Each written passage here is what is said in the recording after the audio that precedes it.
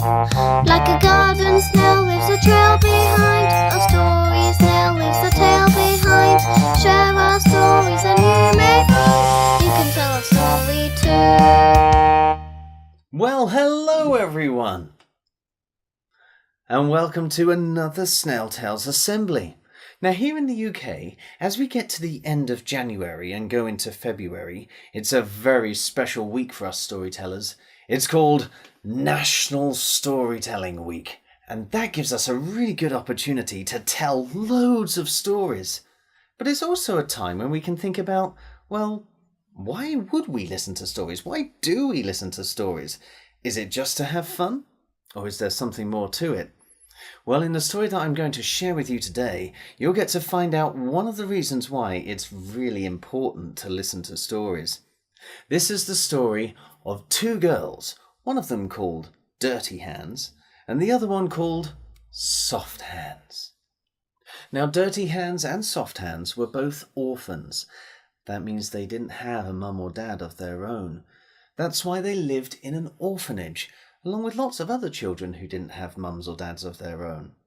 And every single day, all of the children in this orphanage would be given lots of really hard jobs to do, like washing, cleaning, drying, cooking, ironing, and even sweeping the chimney.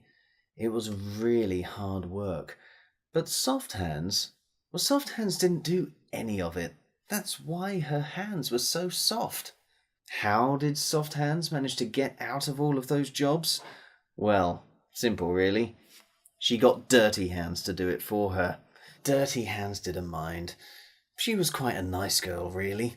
And in fact, she had lots of friends around the orphanage because at the end of every day, she would tell them bedtime stories. Stories that you might have heard of, like Little Red Riding Hood, you heard that one?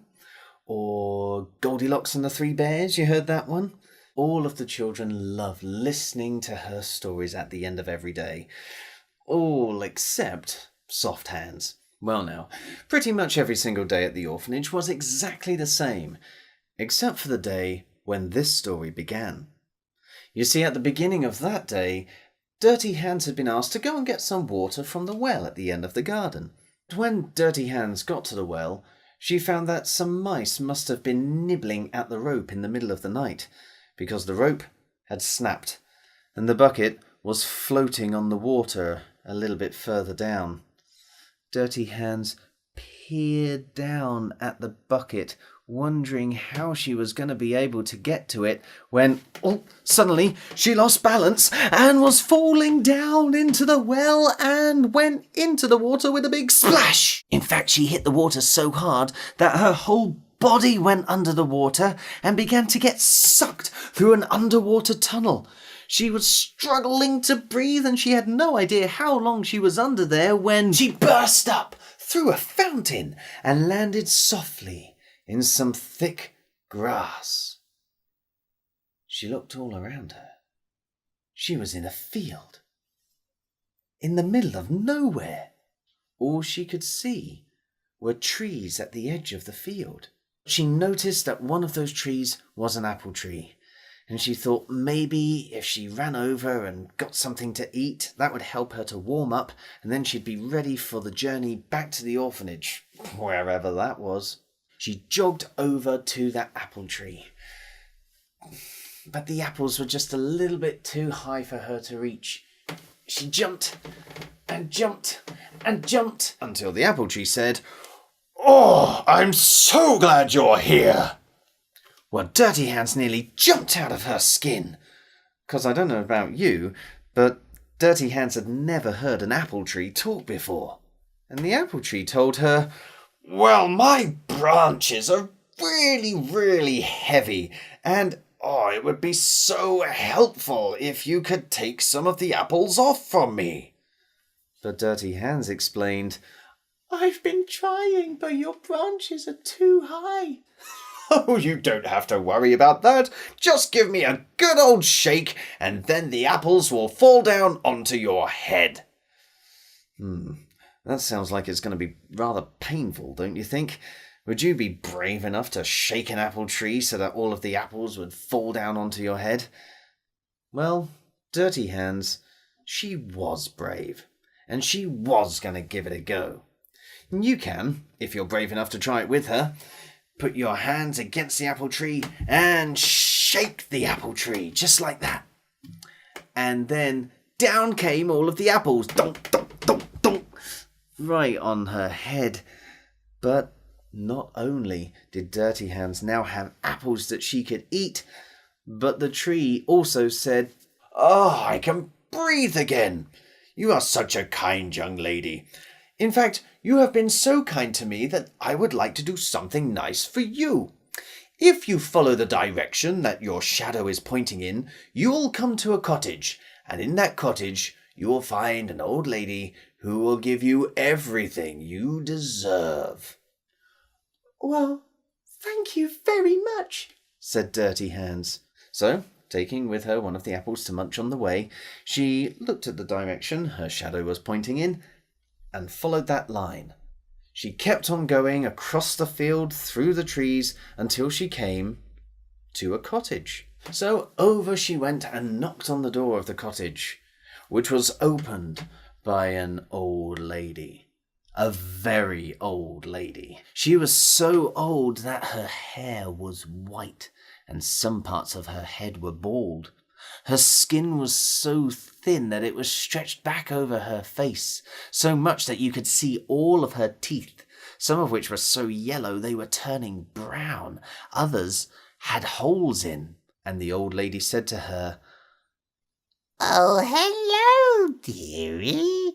Why don't you come inside?" Now, would you go into a house like that? Even with an old lady that looks like that inviting you in? Well, Dirty Hands was brave, and Dirty Hands remembered what the apple tree had told her. And so, Dirty Hands went in. If you're brave enough, you can go in with her. Just take a few footsteps into that creaky house.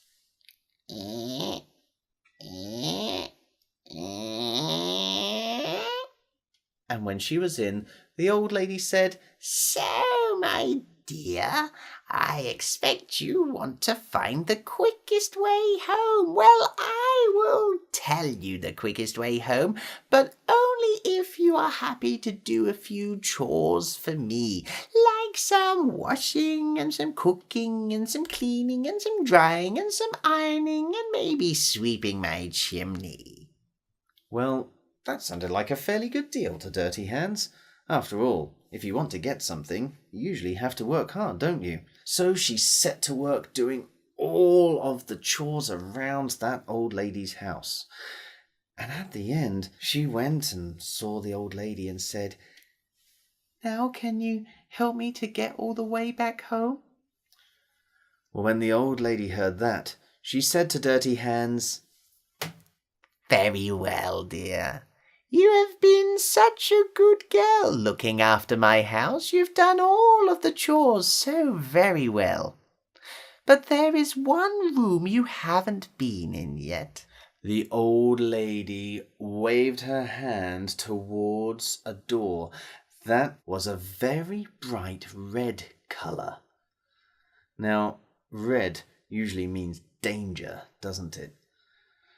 Would you follow that old lady through a door that is the colour of danger? Well, Dirty Hands was brave. In fact, she wasn't just brave, but she was desperate to get back to the orphanage. So she did follow the old lady through that red door. And if you're brave too, well, maybe you can open the door with her. Ready?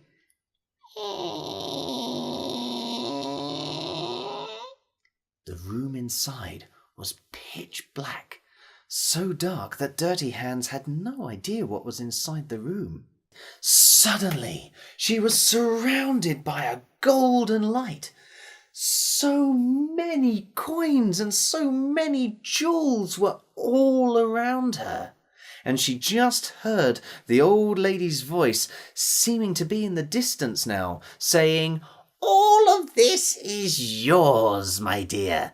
And as Dirty Hands gazed around in disbelief, she realized that the light was actually daylight. Yep, the sun was up there in the sky.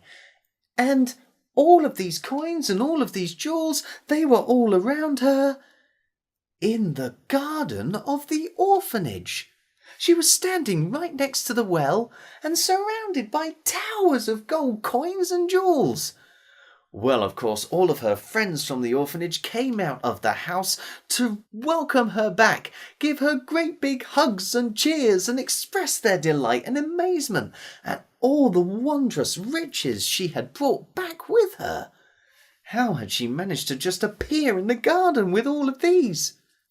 Into the house they went, and they sat around the table together with the owners of the orphanage, all of them ready to listen to the story.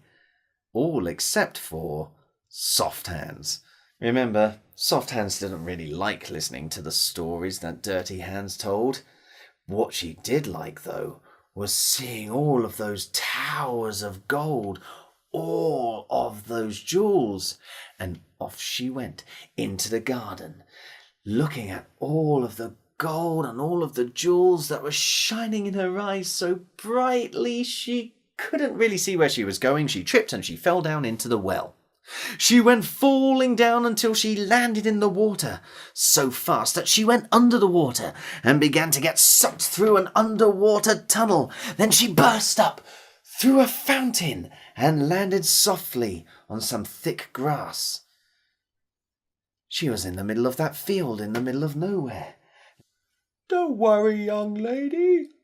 I will help you." She looked up. Where could that voice be coming from?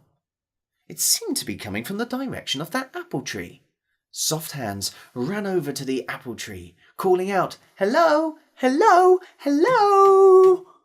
And the apple tree said, "Hello, young lady. If you help me, I'll help you." Now, Soft Hands nearly jumped out of her skin. She'd never seen a talking apple tree before. "Help you! Help you! What do I have to do to help you?"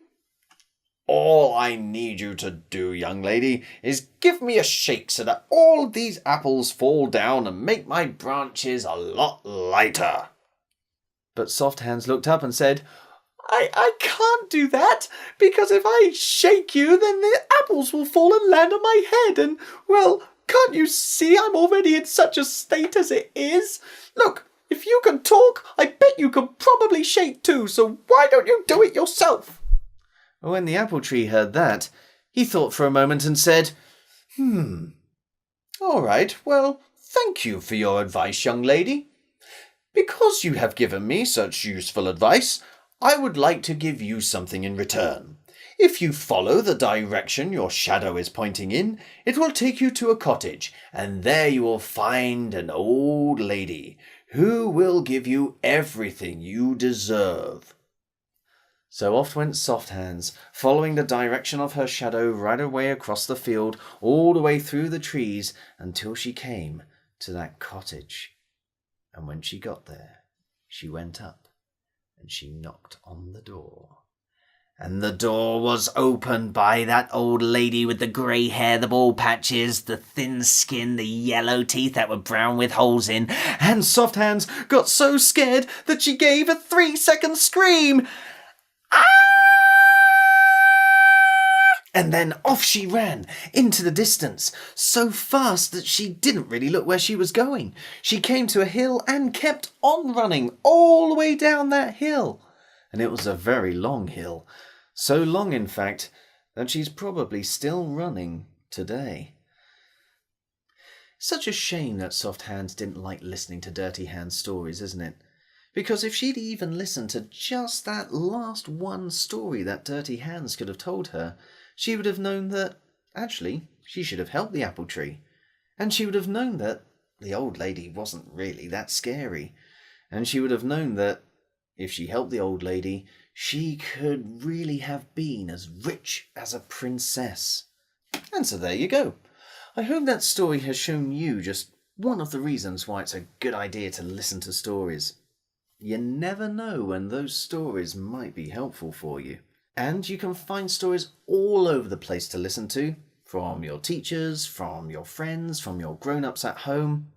And in fact, if you have a story that you would like to share, then please ask your grown-ups to send that story to us, because you never know, we might end up telling your story here in one of our storytelling assemblies. Or if you've got a special day coming up, like a birthday, then you can let us know that as well. We might be able to give you a shout out in one of our storytelling assemblies. Right now though, it only remains for me to say cheerio, and we hope to hear your story soon. So, cheerio! And we hope to hear your story soon.